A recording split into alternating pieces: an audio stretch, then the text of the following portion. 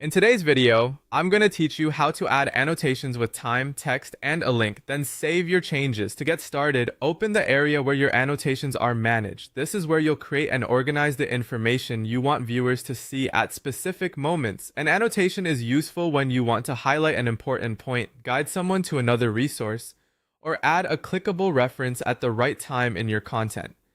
Once you're in the annotation section, begin by setting the time. This step controls exactly when the annotation will appear. Take a moment to choose the correct timestamp carefully because the timing affects how natural and helpful the annotation feels to the viewer. If it appears too early or too late, people may miss the connection between what they're seeing and the message you want to display. It can help to think about the exact moment in the video where the note will be most relevant. After the time is set, enter the text for the annotation.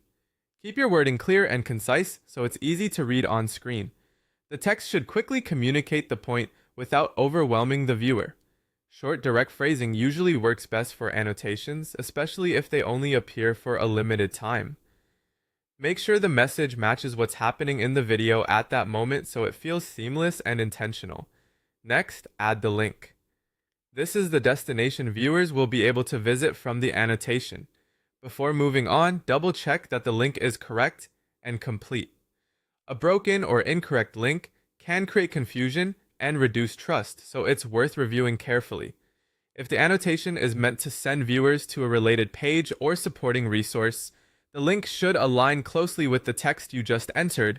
Once the time, text, and link have all been added, save your changes. Saving confirms that the annotation is recorded and ready to be used. This final step is important because without saving, your work may not be applied. After you save, it's a good idea to review the annotation to make sure everything appears as expected and the timing, wording, and link all work together smoothly. That's it. You've added an annotation by setting the time, entering the text, attaching the link, and saving the result. When done carefully,